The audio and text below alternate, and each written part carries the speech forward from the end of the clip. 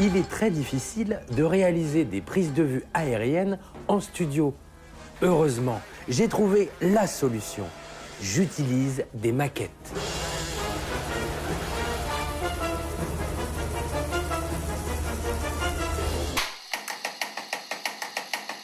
Le principe de la prise de vue aérienne en studio est très simple. Une caméra A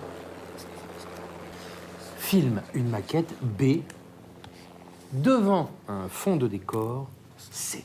Les maquettes sont très pratiques pour réaliser des scènes d'extérieur en intérieur, en plan serré ou en plan large.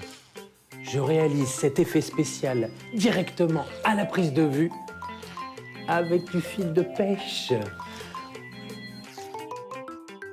Moteur demandé. Moteur. Action!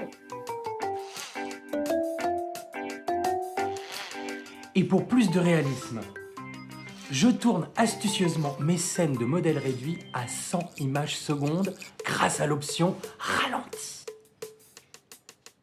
Plus la maquette est réduite, plus le nombre d'images secondes est important pour que l'effet soit réaliste.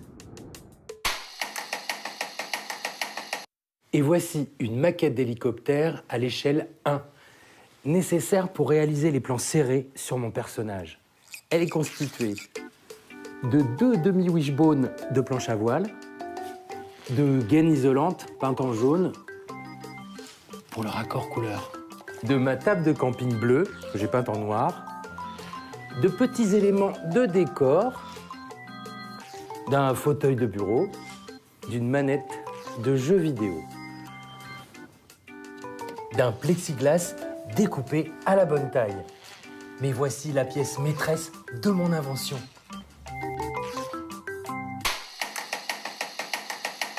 Je retire une à une les pales d'un ventilateur. Je les remplace par une simple hélice bipale. Si je place ce dispositif devant un faisceau de lumière, je crée une vibration lumineuse. J'ai une planche de carton-plume que je découpe en un rectangle de 70 cm sur 20 cm. Je perce en son centre un petit trou et je fixe l'hélice bipale sur le moteur.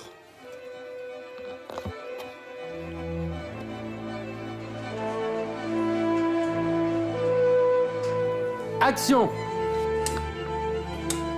Mon projecteur à hélice simule la lumière naturelle du soleil et crée une imitation parfaite du rotor de l'hélicoptère en mouvement.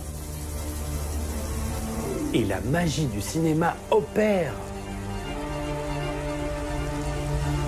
Mon pilote d'hélicoptère se déplace dans les airs et sans permis grâce à des feuilles décor manipulées adroitement dans l'arrière-plan.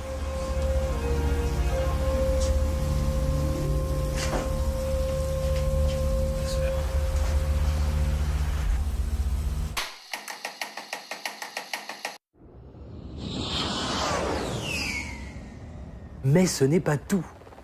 Pour réaliser les contre-champs de mon personnage, des petits matte painting sont très pratiques.